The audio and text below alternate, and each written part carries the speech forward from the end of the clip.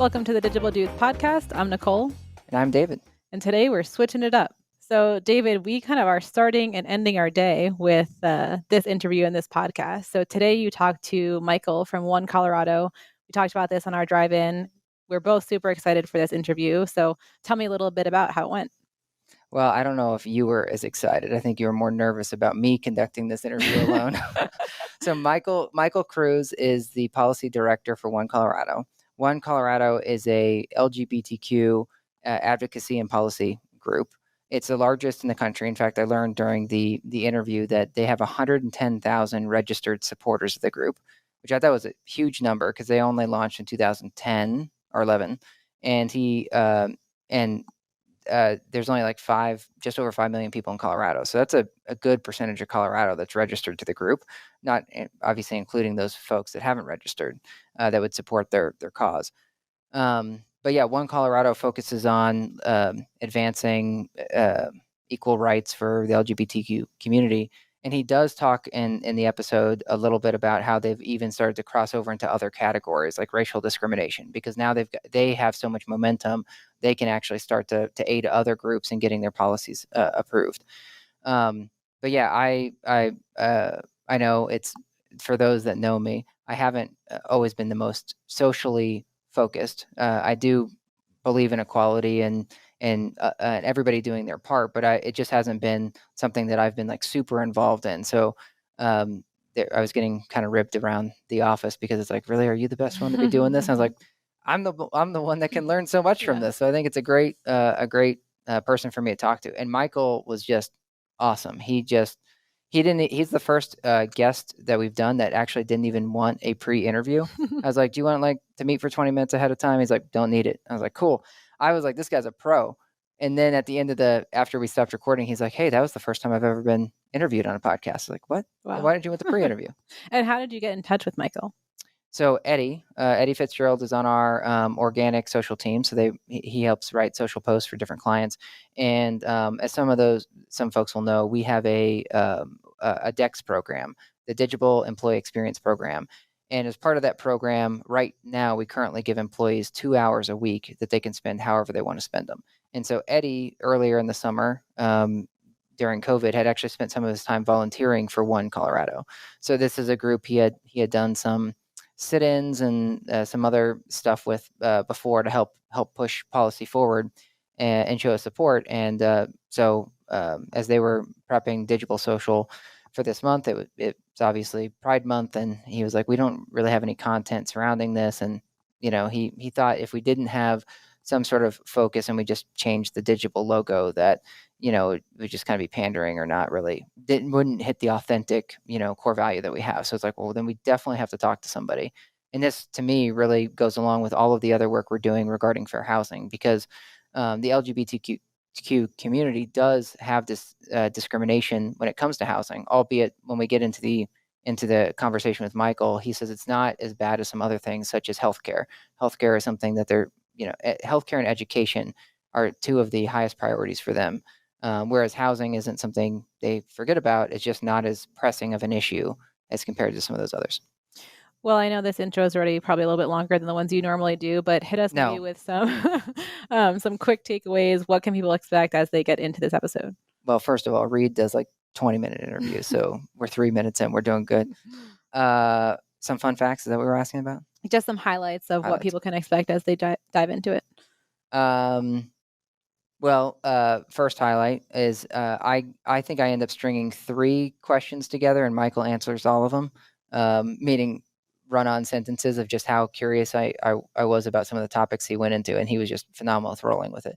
But I think he hits on that with housing discrimination. He said that 5% of gay people face housing discrimination or report facing it. And he says part of the problem and what One Colorado focuses on is collecting data, because the data that is collected from general census and other agencies doesn't really focus on these groups or consider them. So you have they have to do their own data collection.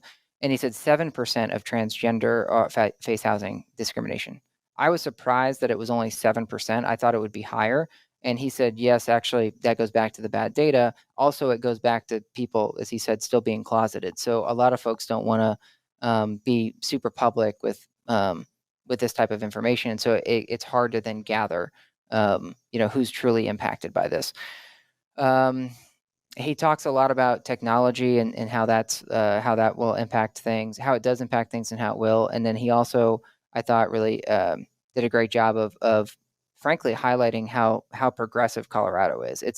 I wasn't aware of this. I thought Colorado did all right, but I didn't think that Colorado was, as he mentions, in the top 5 states in the country as far as how progressive we are, considering the LGBTQ community.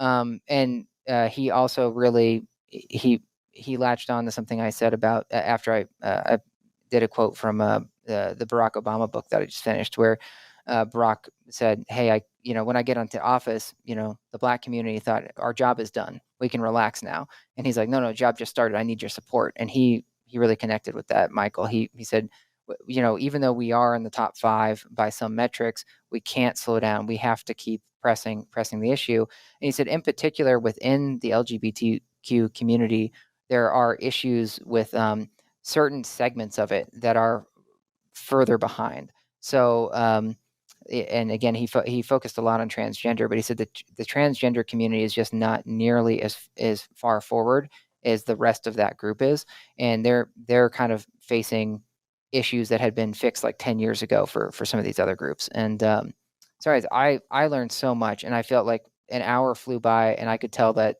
his brain and my brain were maybe more my brain than his was getting mushy. And I was like, dude, we're going to have him back on, because I just got so much out of the conversation. It's totally worth my time. And knowing you, I'm sure you have a ton of ideas that came out of this, but is there any ideas that stood out to you on how Digible can be more involved? Yeah, he said that his group actually focuses a lot on employer education. He said similar to what Doug said actually on the show a number of weeks ago, but a lot of discrimination is actually caused just by ignorance. So people don't realize that they may be fumbling or saying something that's offensive. And so a lot of how he feels people can get involved is bringing education to your work environment. So having someone come to the office and speak about, well, this topic and how to be more inclusive, which we've talked about before, but meaning internally, I've been more worried when we brought it up internally that bringing someone in that's just the word inclusive, it feels like a buzzword to me right now about like AI or blockchain, but I really like the idea of focusing on a segment like LGBTQ or like race inclusivity, like picking a focus, bringing someone in specifically about that. And whatever you learn from that group will probably apply to other groups. But also then it won't just feel like it's so surface level, you're not getting anything out of it.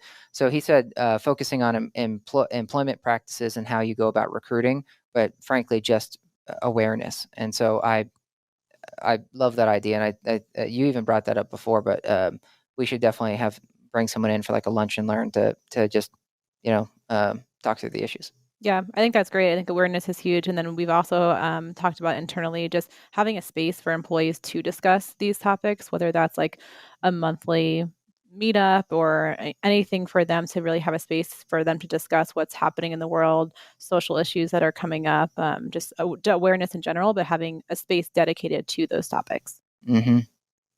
Great.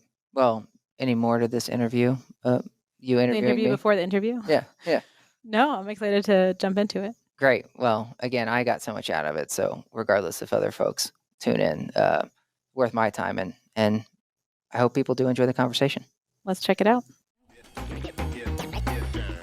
Okay, I'm here with Michael Cruz, who's the policy director for One Colorado. Well, Michael, I didn't tell you this before we got started, but I will tell you this now while we got started. We'll do an intro ahead of time, so I'll do the whole introduction ahead of time. So we don't need to go into that, but why don't you? We always love to start off with your version of how you got where you are today. I read through your bio. You've made a lot of stops along your journey to One Colorado. So walk us through your version of the story and the highlights. Sure. Yeah. Thank you so much for having me. I definitely don't have the kind of straight and narrow path to my current position. My background is kind of rooted in this government policy advocacy space. I started my career, just as a summer intern working for Colorado Lieutenant Governor Joe Garcia. And that summer I spent in the Lieutenant Governor's office kind of expanded my mind as to the power that can really be had to affect change on the local and state levels. And from that, I grew to have several different roles during Governor Hickenlooper's term as governor from 2015 to 2019. And spent about 3.5 years in that office. My final role there was as a director of constituent services, where I was really tasked with engaging the citizens of Colorado with their questions, concerns with state government, and helping them navigate, bureaucracy, which really is its own animal. And people really do need that help to navigate big to small questions or concerns.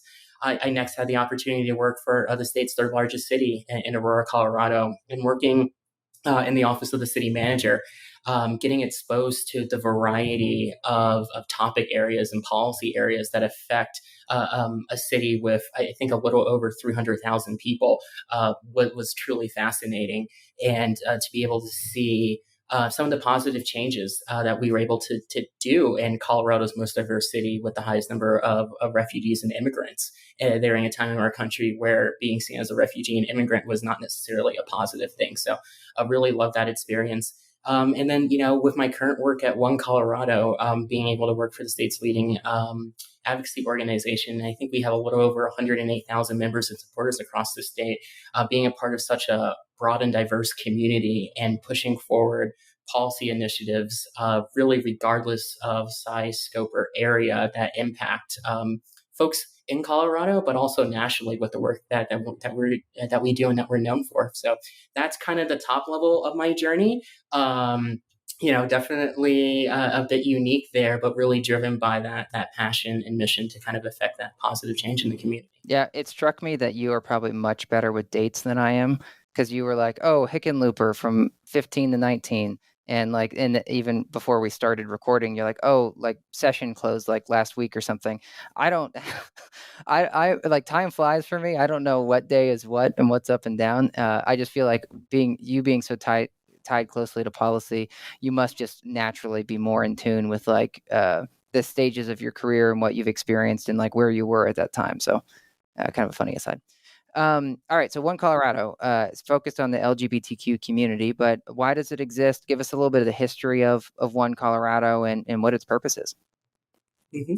Yep. So One Colorado was founded back in 2010 with the idea that there was this recognized gap in the state where there wasn't a single organization that was really pushing forward issues important to the LGBT community. There were some smaller ones that were doing the work, but it wasn't necessarily centralized.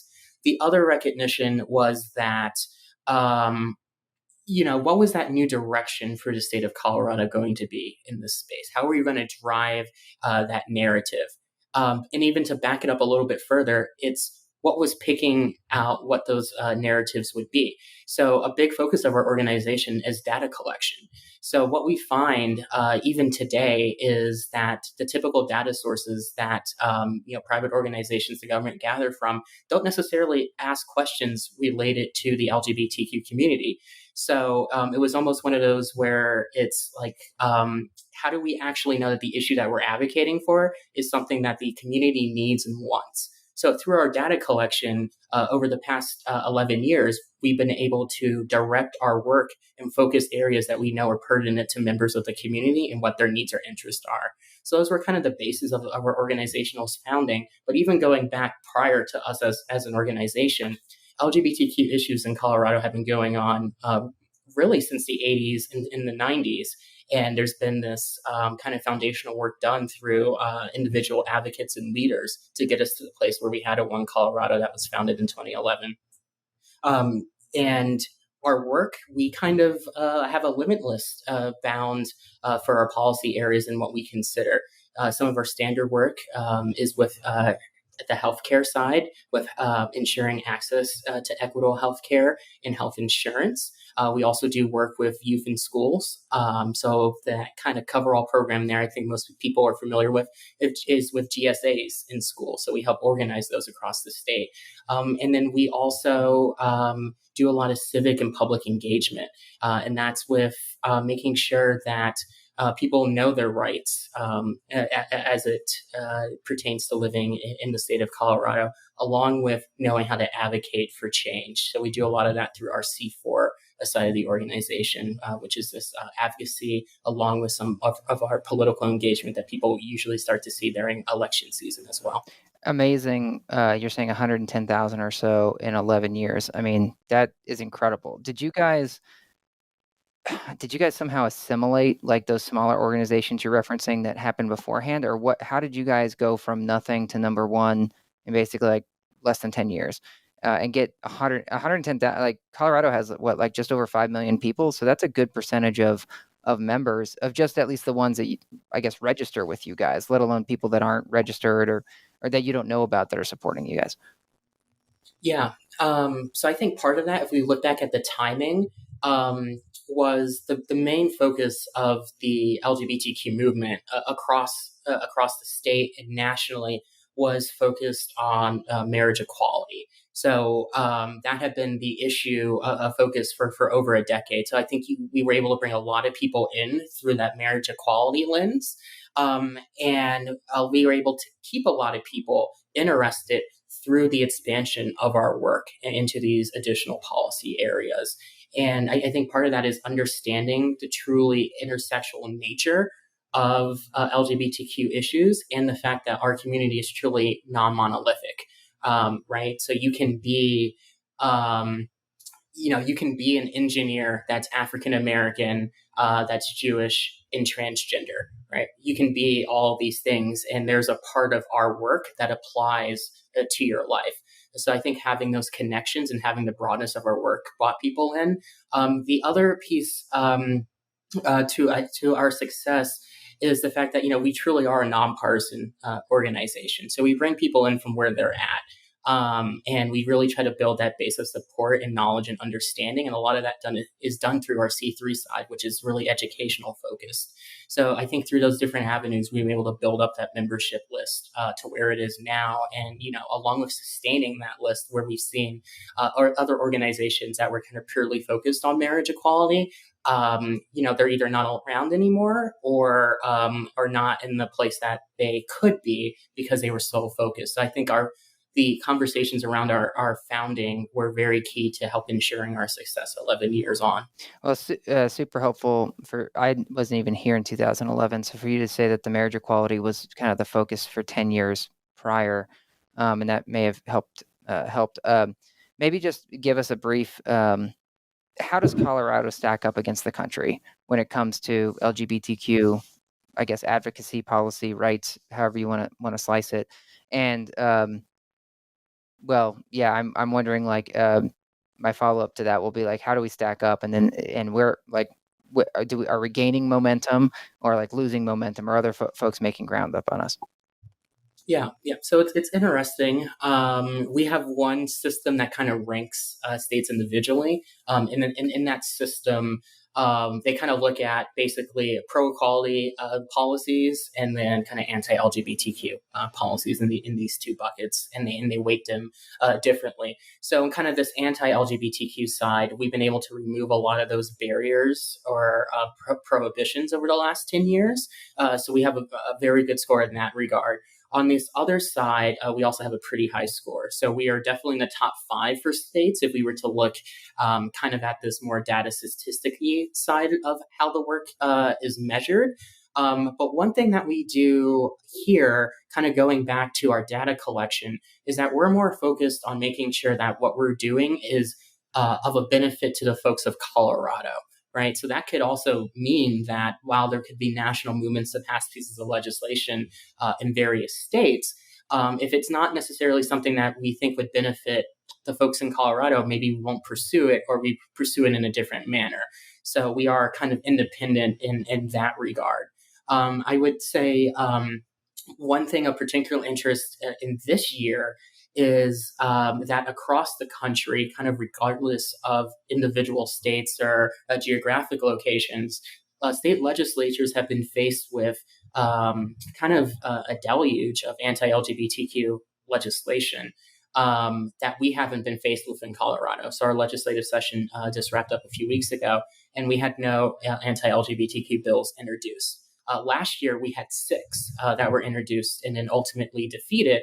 And most of those same 6 pieces of bills, almost getting to the opposite side of having legislation introduced in every state, those same bills are being introduced in states across the country, and some have actually been approved into law in more conservative parts.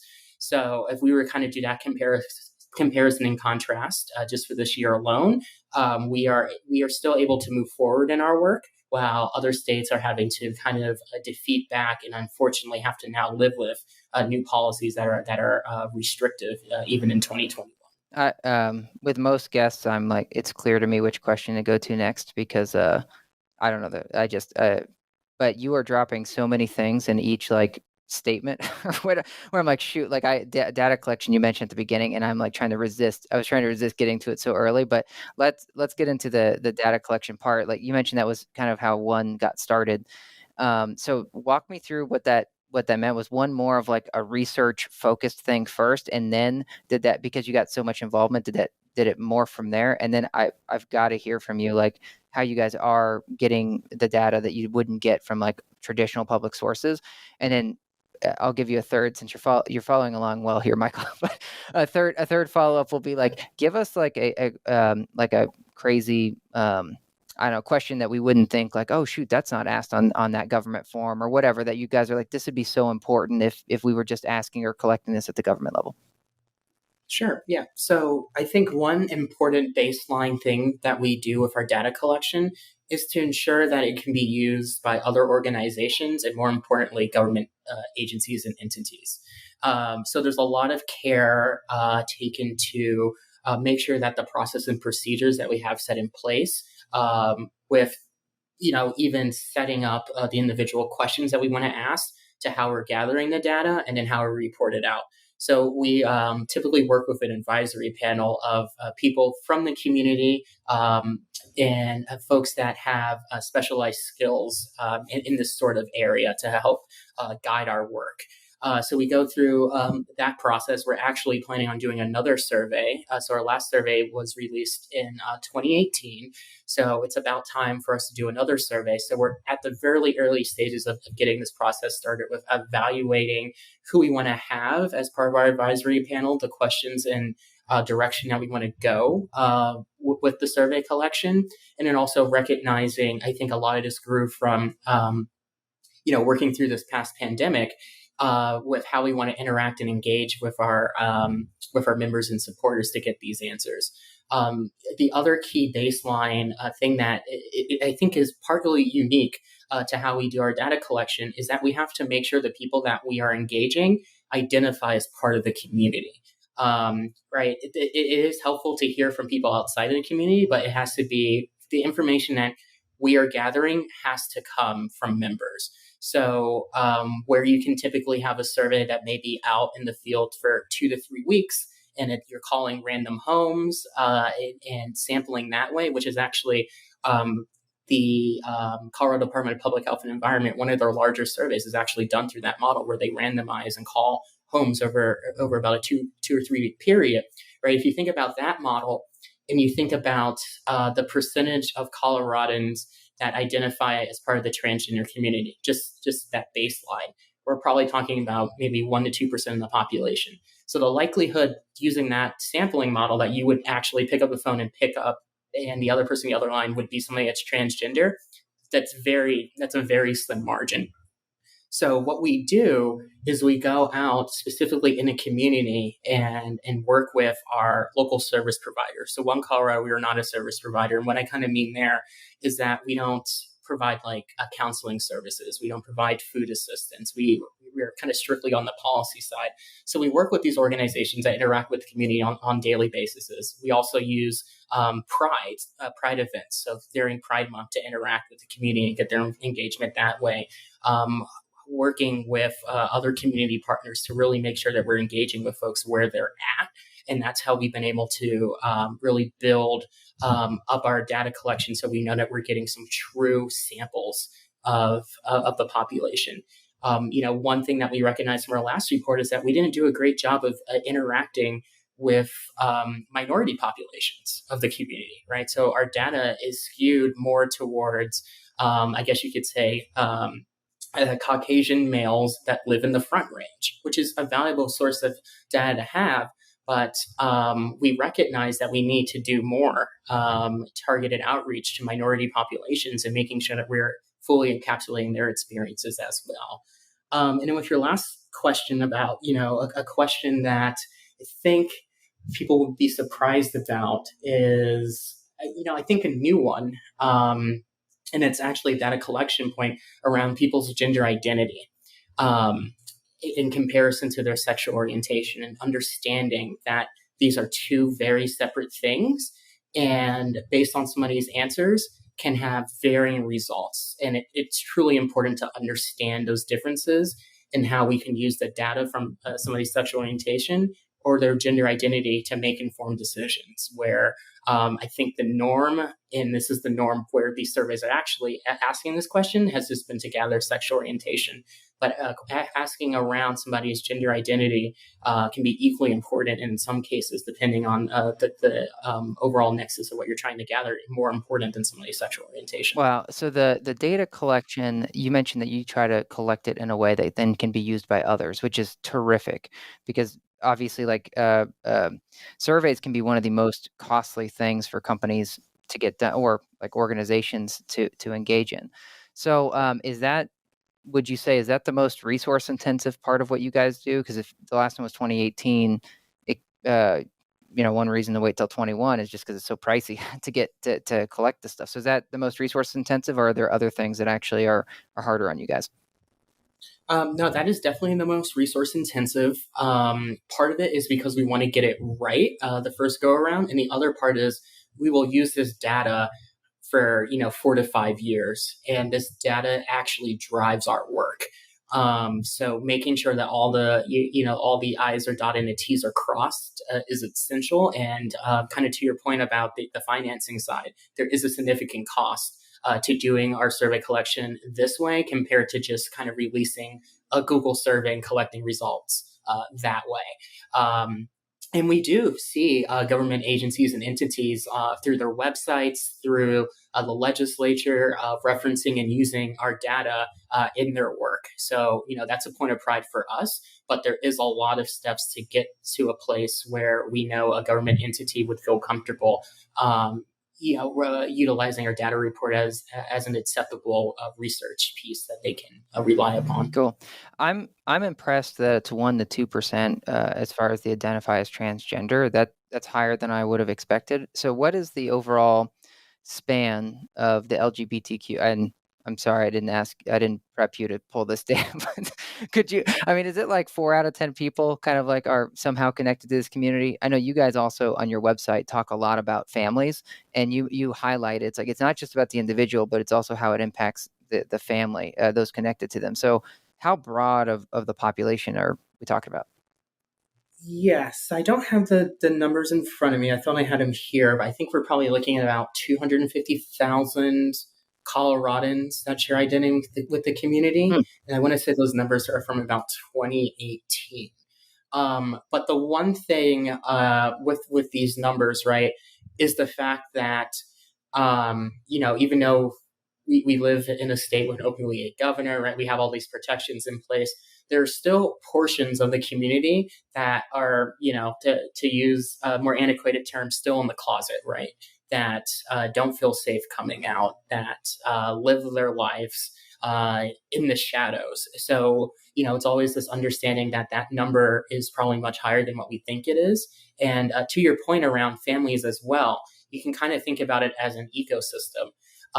One thing that we talk about a lot in our youth work is affirming versus unaffirming families and the impacts that can have on the youth through their development and understanding their sexual orientation, gender identity. And that truly, when we talk about unaffirming families, it's the negative mental, physical health impacts, and even getting into housing, how we see these youth in unaffirming homes that were more likely to be homeless, living on the streets, and then that limits their educational outcomes, financial outcomes. All these different intersectional pieces are all kind of tied back to how this family could react to having an LGBTQ youth, child, or even an adult that comes out, and the effects that could have on that family relationship. Yeah, it's, you and I were talking beforehand, but we do a lot of work with fair housing, and we'll get into housing here in a second. But there's something like 80,000 fair housing cases a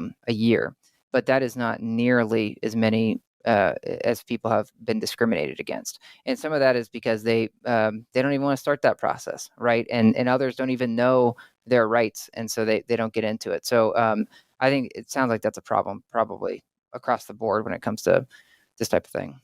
So housing discrimination for the LGBTQ community, how do you see, like, where are we at with that? Like, are we is it still like a major issue? Because I feel like with this stuff, I was telling Reed, he's camping today, so he couldn't like Skype in or whatever to this thing. But I was telling Reed, it's like everybody wants to, particularly us, we always want to do better. We always want to be better. So, but it's almost like then there's no finish line because we always just want to be better.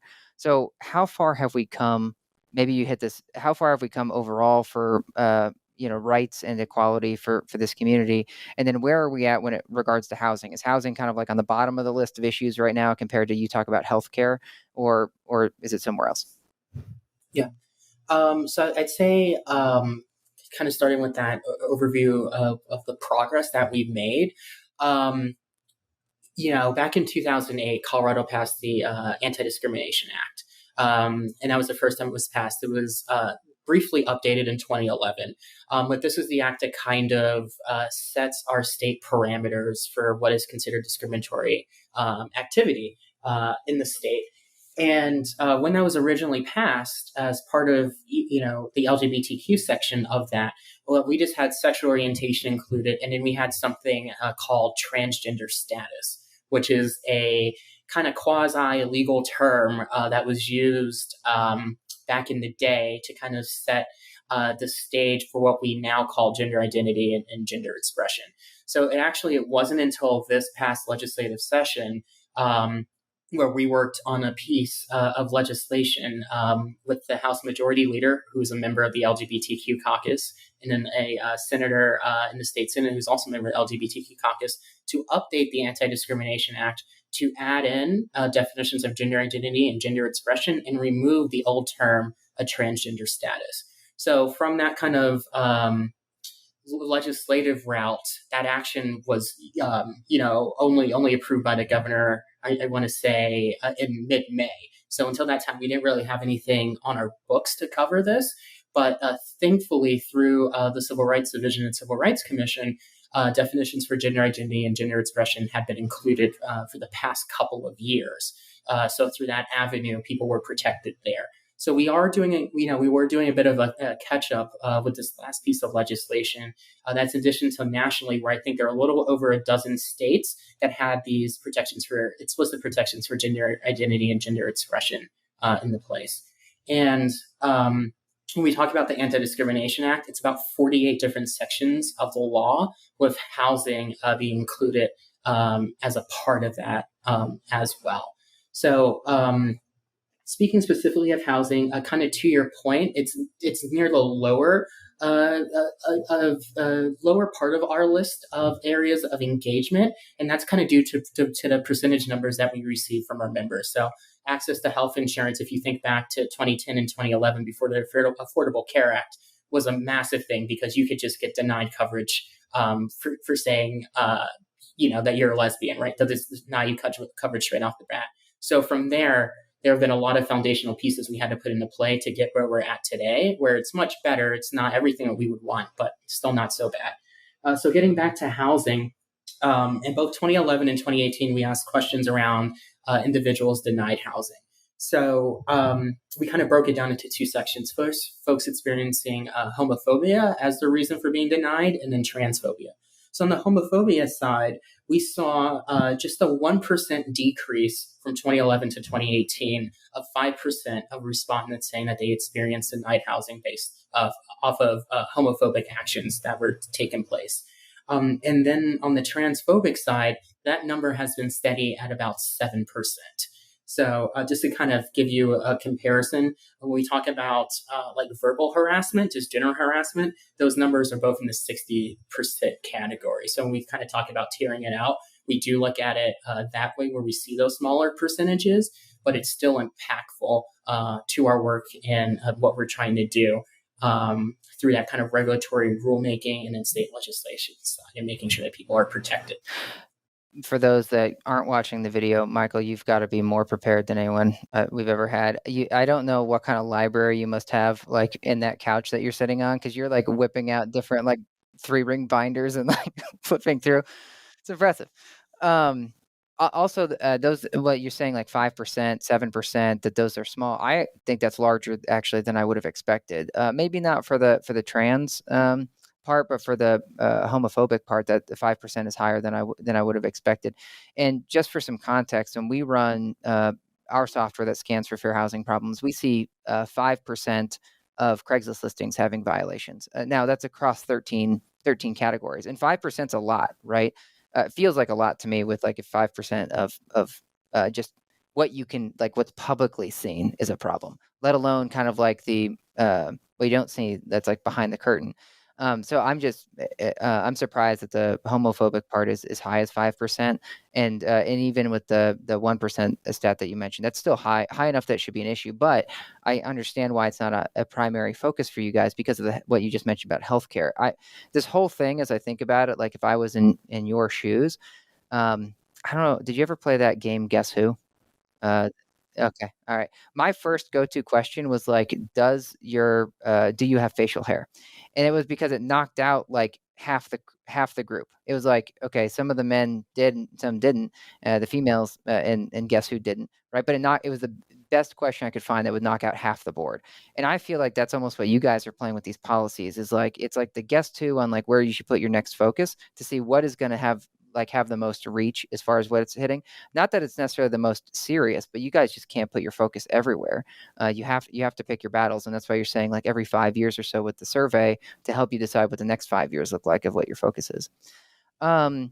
Okay, so when it comes to housing, you mentioned verbal abuse. Are there any other things that really impact this community with housing? I could imagine like and it probably falls under family status, but I could imagine like family status being something that actually like hits this group a bit. But are there other things that maybe aren't common sense or that we should just be aware of? Yeah, I think if we were to kind of pull back the layers a little bit and not think about housing specifically, but just kind of our general society, right? And I think doing that relation back and then talking about housing more specifically, that may make sense. So what we've seen, particularly in Colorado and also across the country over the last 4 to 5 years, has been an increase in hate crimes generally. And when we talk about hate crimes, we also have to talk about the lack of reporting that's done. So when we see these numbers come through, we know that the actual incidents that occurred are much larger. And to the point, also talking about gender identity and gender expression as being included categories. It's understanding that not even members of the community fully understand where they fall on these different spectrums. But we have seen this increase rise in hate crimes, right? We've also seen this increased rise in policy measures that seek to remove protections from members of the community almost simultaneously. And then we get to activities in social media and more public spaces where we see an increase in, inflammatory information about the community. So when we kind of put all this together, and then we talk about housing and the people that are, reviewing applications, going through these processes, and the information that they could have or received about someone that identifies as part of the community, right? That's something that we kind of look at as to how we can get into a place where people are being denied housing based on their sexual orientation or gender identity. Some of these external factors that come into play in decision making. So what we typically see And I think your family example was a great example of people not understanding or not agreeing with the non-traditional family structures that an LGBTQ person could come from or be a part of as a reason to deny them outside of these instances where we see folks that are, blatantly denied because they identify as part of the LGBTQ community.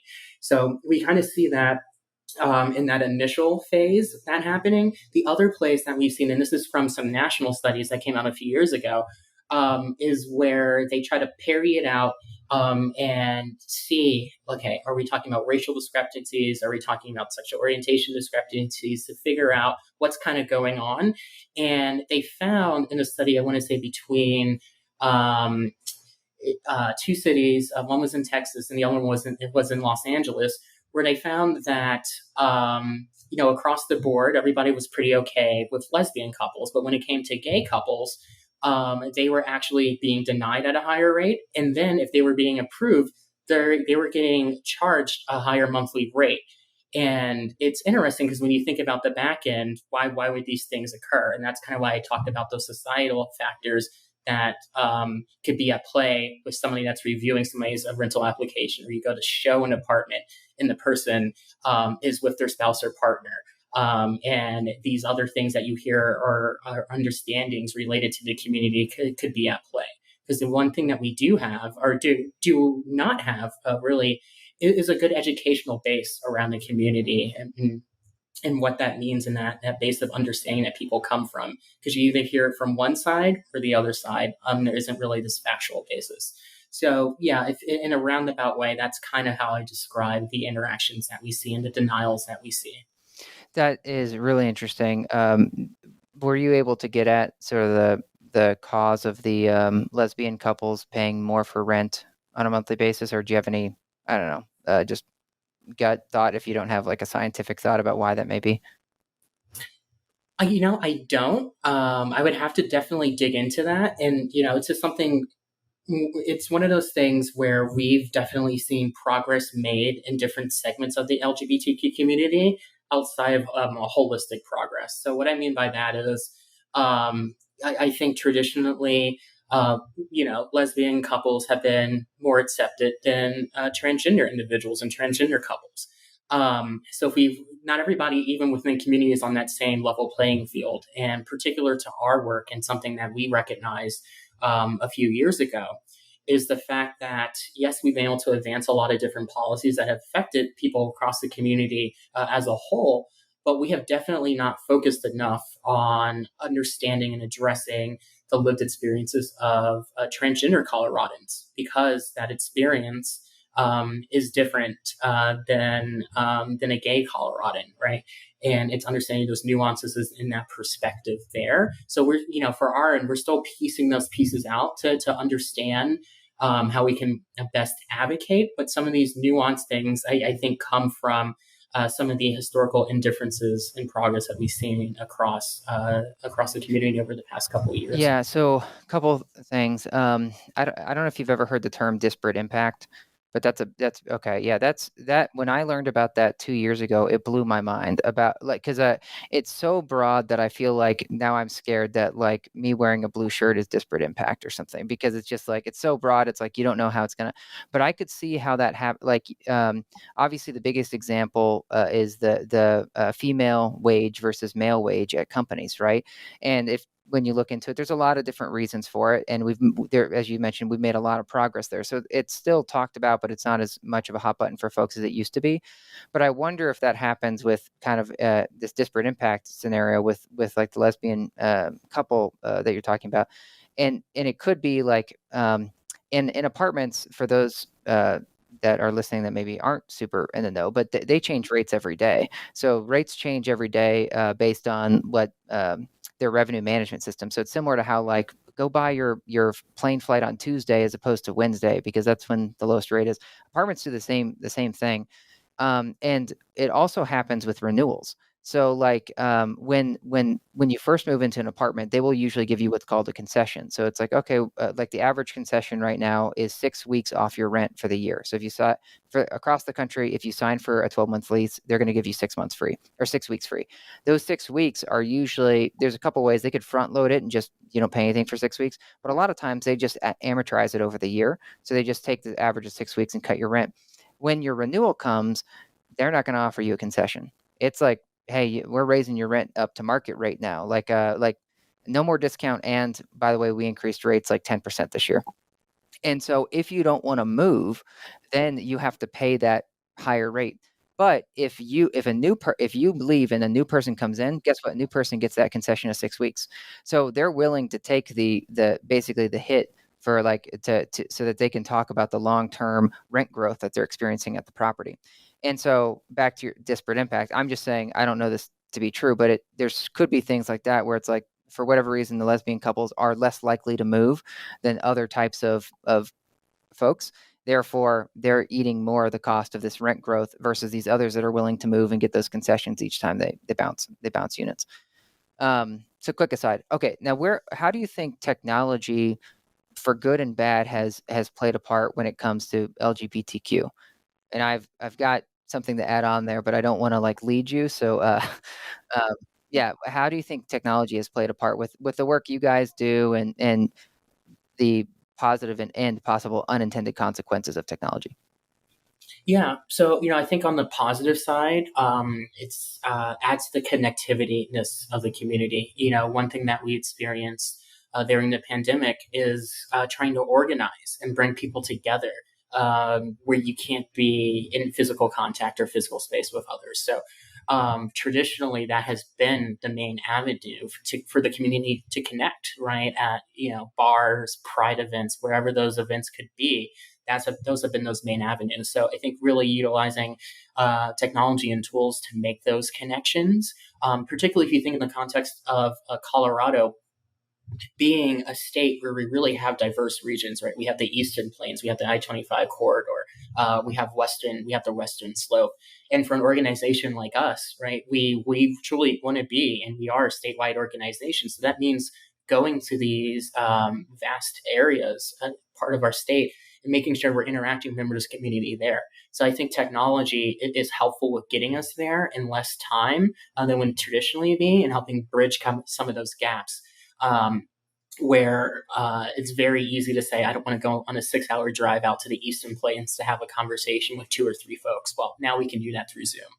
On the negative side, there was a bill recently that passed through the legislature that's just waiting for the governor's signature, hopeful signature, where they are actually, the Colorado Division of Insurance will be working with insurance carriers across the board to figure out how they're using their AI to determine their insurance rates and to make sure that there aren't any discriminatory practices in place.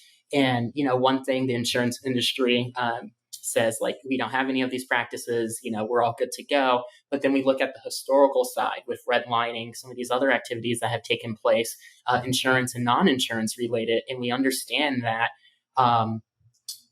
these tools have been used to discriminate in the past. So it's making sure here on that state side that while we're setting insurance rates, that they're actually being set off of measurement tools that are indicative of somebody's, driving ability, and not based off of more arbitrary pieces or getting to the line of something being discriminatory. And I think with AI and data, it's being cognizant that there's still that possibility for that activity to take place, either intentionally or unintentionally, in recognizing what that looks like when we're developing these tools, but also utilizing these tools to make sure that they truly are being good resources and not just protracting out some of the historical levels of discrimination or adverse reactions that we've seen previously when we didn't have this tool or data to rely upon. Yeah, AI a lot of people think of it like it's going to solve everything, but we've been working on AI as a planet since the 50s. And it's only like now that like the marketing like picked up. It's like, oh, are we talking AI or blockchain or whatever right now? But the great thing about it in today's world is you could feed it like just 1,000 different data points and it will find some sort of commonality and give you a decision, right? But to your exact point, and what really opened my eyes to this was there's this book called Weapons of Math Destruction. And it's talking about how like the unintended consequences of using AI and machine learning on data sets that maybe you didn't scrutinize enough going into it. And so they give examples of like sentencing, like prison sentencing. And they're saying like, well, for a time they had the best intention, like let's remove the human bias of sentencing someone based on their race. And so at first they applied machine learning and AI to it, and it used all the prior data of sentencing to then determine like who gets sentenced next. The problem is the Black community tends to be sentenced more harsh than other groups. Therefore, the machine learned the wrong thing and was still sentencing the Black community worse. So they meant to use it for the right thing, and then it just made it even worse, perpetuated the wrong thing. So I think the insurance is a great angle for you to bring up. Also, I think what's important is to understand is that just saying AI blanketly doesn't work, because when it's not like when I took geometry, my teacher always dinged me because I didn't love to show my work. I would just put the answer down, right? And I lost so many points because of that. But I'm also like I was lazy and I didn't want to write out my work, or I just knew the answer. I didn't know how I got the answer. With AI, it's the same way. AI is lazy. It doesn't show its work. It just like gives you the answer, but you don't know what it used to determine what it did. So like if you feed it data that you didn't totally scrub, like the insurance companies maybe, and it's using something that could be discriminatory or non-inclusive for a group, it may use that to make its decision, and you have no idea ever, basically, that it's using that data point. So we got to be really careful with that. All right, so I want to get to kind of like the future. Like so far, you're making me feel like Colorado is actually in a really good place. There are folks from the LGBT community who are helping set policy, like actually elected officials, which is terrific. You guys have tremendous momentum. It's really incredible in my mind after just 11 years. And it sounds like Colorado's kind of on the front, sort of more on the front edge of this. How are we doing though nationally at large, and where do you see it going? Because I'll give where I'm going with this is I recently read Obama's book. And in his book, he's like, "Oh, well, I had all this great momentum when I was getting elected president, and as soon as I got elected president, he's like, everybody went home, and they were like, well, we got a Black president, so we're good to go." And he was like, "No, no, no, no, the work just began. Like, I need your guys' support to still get this stuff done." And so, while I'm feeling positive about this, I also worry about you guys making so much progress that people start to get kind of like take a back seat because it's like, they got it handled. But I'm also just wondering, like, what's the future look like for both Colorado, but the nation as a whole? Yeah, no, that's such a great question, and that's actually a conversation piece that we've been having as an organization, and I think it's important.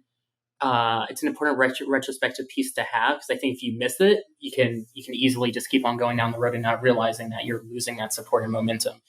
And it's particular to our work. It's about keeping our members and supporters engaged with this understanding that the reason that we're able to do the work that we're able to do is because we built up this process over the past 11 years with electing members to the General Assembly that are pro-equality candidates, making sure we had people in places of power to make these decisions. And that's not something that happens overnight. And then it's that continued support and engagement that gets us to these places where it seems like, we can go into a legislative session and have an easy win, even though there is no such thing as that, but that external perspective looks that way. But, if you think back, we were trying to pass a bill called Jude's Law, which allows transgender individuals to update their birth certificates and driver's licenses.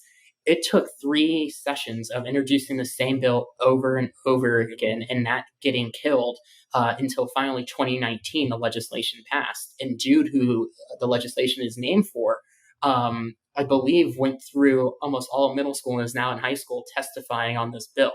So when we talk about kind of that progress stream, I think it's pulling back those layers and making sure that people understand that there's a lot that kind of goes behind what we kind of perceive as easier wins now and victories, and Colorado's progressing at such a high rate compared to other states, and it's on that more national perspective, it's kind of recognizing. I think that point from Obama is so great, right? The momentum's there once you get in, and then it kind of goes away. So these past 4 or 5 years with the Trump administration, I think a lot of anger built up and understanding about the real lack of laws and position that the LGBTQ community had outside of marriage equality, and really understanding the nuanced pieces and policies that need to go into place there. So on the national side, there's a piece of legislation called the Equality Act that has been floating around for the past couple of years. And what that would do would be the first real update, comprehensive update to federal laws to protect members of the LGBTQ community. For instance, like we talk about the Fair Housing Act as part of the Civil Rights Act, that currently doesn't include gender identity or gender expression. And so when we have these types of incidents or cases that come up, it's up to the federal courts who use a definition of sex stereotyping to make these determinations to allow these types of cases to go forward. Thankfully, on the state side, we have a little bit of a separate process, but our courts basically had to adapt to the fact that we don't have laws on the books. So I think on the federal side, nationally, passing something like the Equality Act will be a great step forward in kind of leveling out some of these protections and guarantees across states. So we don't have to worry about that. Because the thing that we get into, going back to the litany of anti-LGBTQ pieces of legislation that introduced in other states, is that on the flip side of what we're doing in Colorado, other more conservative states are enacting policies to send doctors to prison for performing gender affirming care. Not allowing trans youth athletes to play on sports teams. So when we really look at the country on that individual state level, it is so varied, which is unfortunate, which is kind of why we look to that federal policy to kind of add some of that continuity and uniformity. But at the same time, in Colorado, kind of gives us our marching orders as well to say that, we can't wait for the federal government to react and to make these policies in place, and also watching what other states are doing to making sure that we don't have similar loopholes or holes in our state going forward.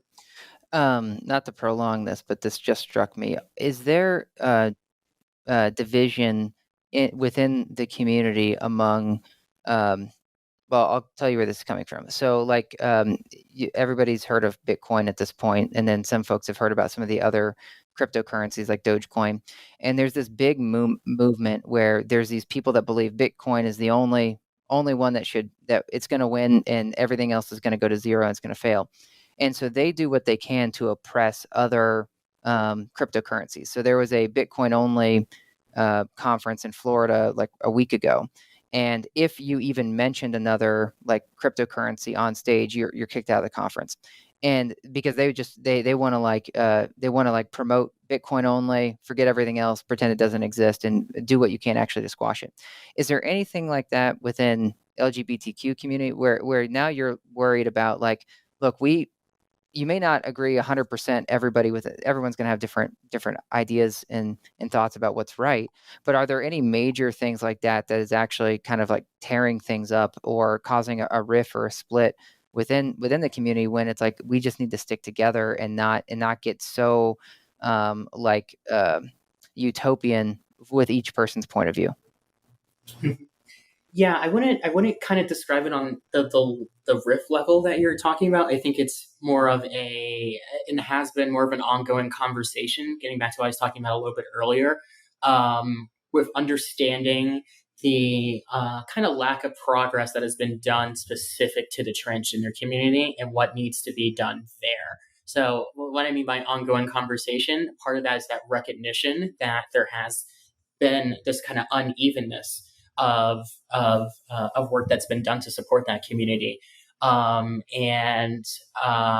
think, you do start to lose people because there are people that, have that self-interested perspective when it comes to this work. So like when we talk about marriage equality, right? There were organizations that just went away overnight because that was their sole focus. And that was the sole focus of their members and supporters, was just getting marriage equality. They got it, and that was it. They weren't interested in understanding kind of the intersectional nature of youth and homelessness, or other monolithic communities and marginalization and policing in some of these different areas. Like that wasn't their interest area. So I think slowly but surely, the work and issues around transgender work has slowly been growing, but it has been a conversation piece about what that looks like. We like to do our part to lead the conversation on that in the state. And we recognize that not everybody's going to be there with us. And I think that's the power of working at an advocacy organization, is at the end of the day, our job is to advocate for folks that don't have that voice, don't know how to use it, and move it forward and try to get outside of, some of these wonky policy conversations where you start to kind of, you're nitpicking around policies where at the end of the day, we're trying to improve folks' lives. So, that's our focus, and that will kind of continue to be our focus in spite of, some of these conversations that, are not necessarily as progressive as we'd like to see, particular to the transgender community. One other area for our work, we recently hired a new executive director. Our previous executive director actually been with the organization, not in that role for the entire time, but with the organization for about 9.5 years. So truly, kind of ingrained in the organization. And, through our staff and board, while we were looking for a new executive director, we wanted to kind of shift focus a little bit and be more intentionally inclusive of the community. So our new focus and part of our data gathering will help determine how we do this work is thinking in this anti-oppressive, anti-racist space, which is not really something that you see coming from the LGBTQ advocacy community. It really is more in those traditional buckets of health insurance, healthcare, passing discriminatory protections in that space. So we also are shifting focus to recognize where the community is at, how to be inclusive, and how to plan so we are still relevant in the next 10, 15 years. Well, what do you mean by that? Because I would have thought, obviously wrongly, that like a group and folks that follow you guys would kind of be all in on inclusivity from the beginning. And when you mention like now there's going to be a little bit more refocusing on like anti-racism, how does that apply? And yeah, I'll just leave it there. How does that apply? Yeah, no, I think there's a good way to a good example to kind of use.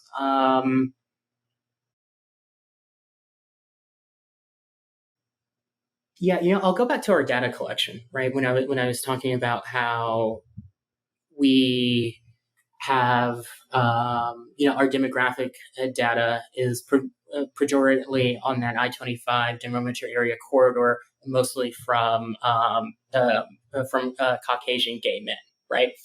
That if you just use that as a data sample and you drive your work in that bucket, most of your work will probably end up benefiting that community in that segmented piece, because that's the information you have data on.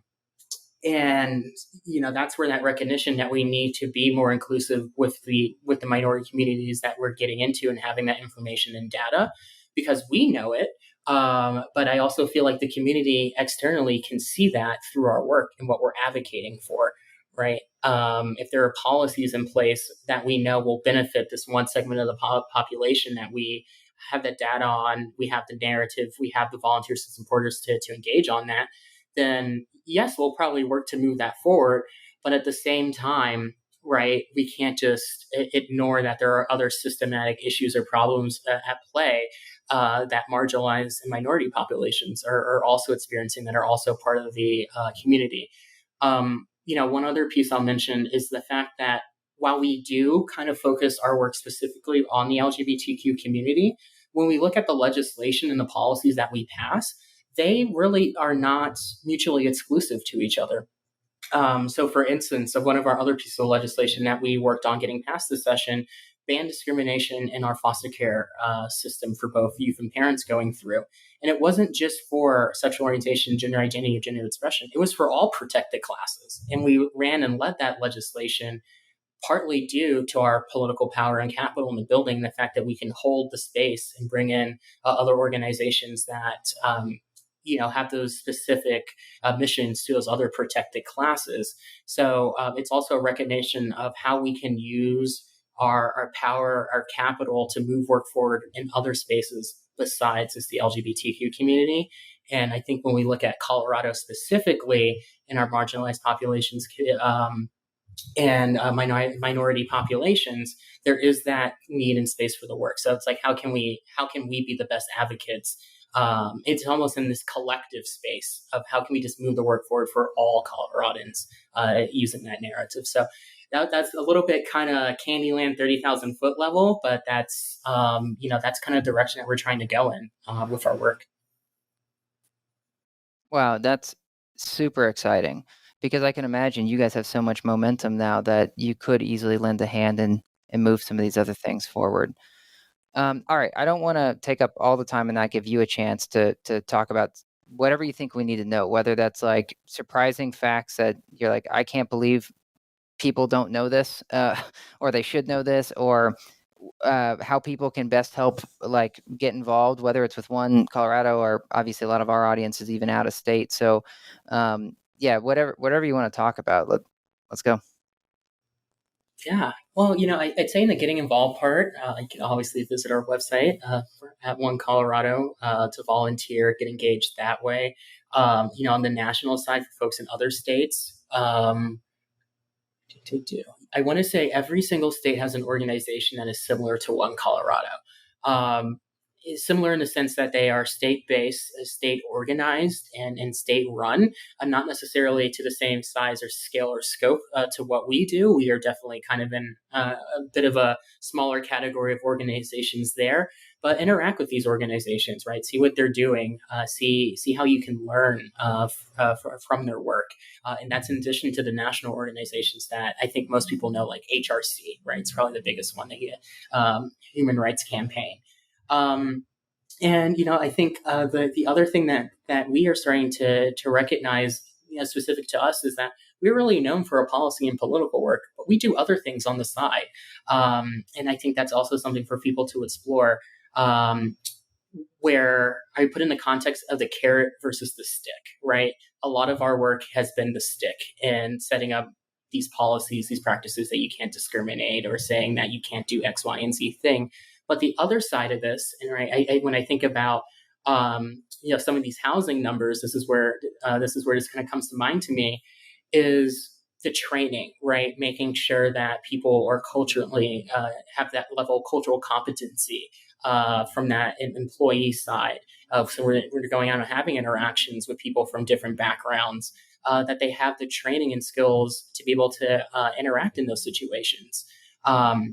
That's something that comes up quite frequently for us when we'll go into organizations and do trainings, and even organizations that feel that they have practices and policies in place to support their employees and support their customers.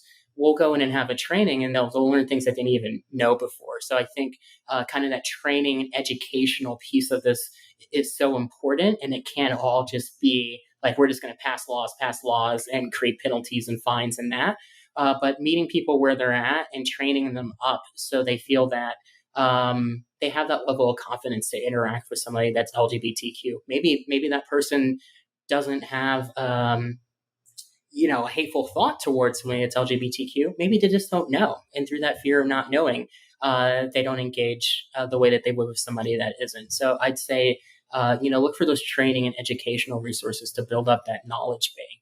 And the last thing that, we say a lot, primarily with people that we interact that oppose our work or don't understand it, is this understanding that you probably have met somebody in your life that identifies as LGBTQ and not even know it. right? And it's getting away from this narrative that we are not, as members of the community, right? We are these kind of weird people that you only see sometimes, or you hear bad things about on the news through, very targeted messaging. But that could be your brother, your sister, your cousin.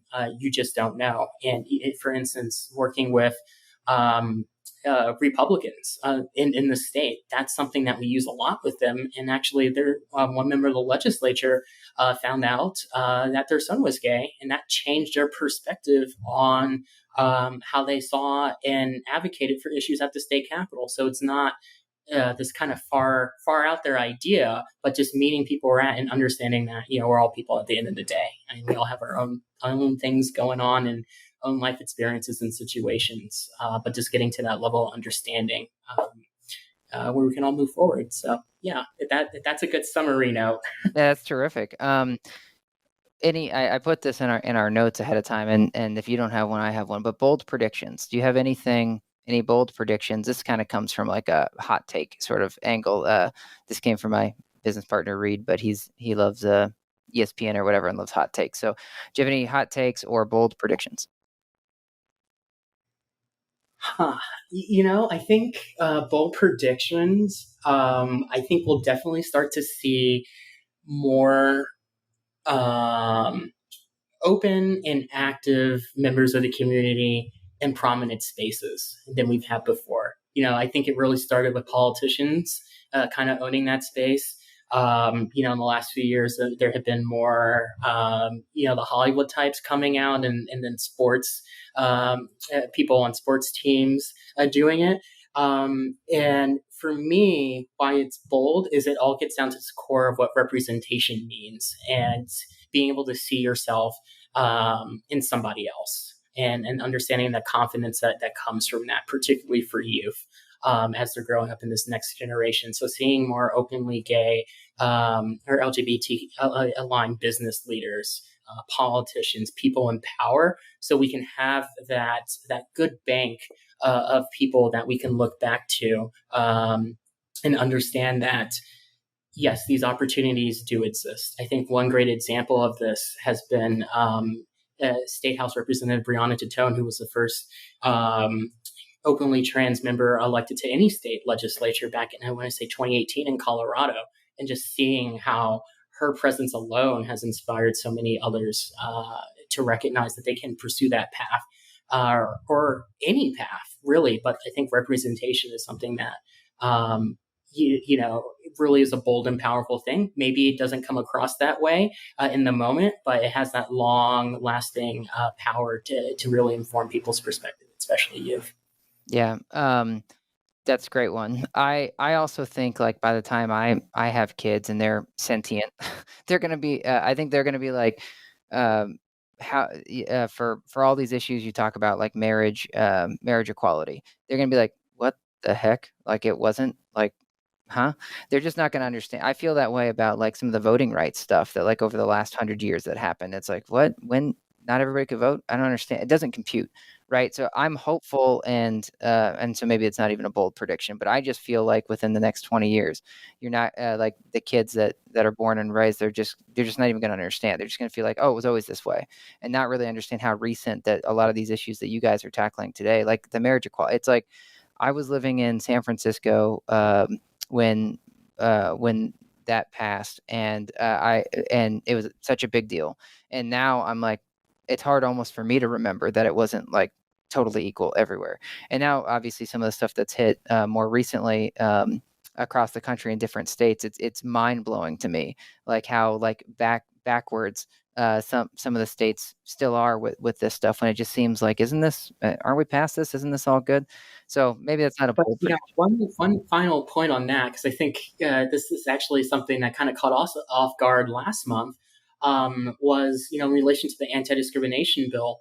The day that the governor signed it was the same day 25 years ago that the U.S. Supreme Court had ruled that Amendment 2 in Colorado, which was enacted, I want to say 1992 or 1993, which prohibited state and local government entities from passing any laws to include the community as part of a protected class, In 1996, the Supreme Court nullified that part of our state constitution.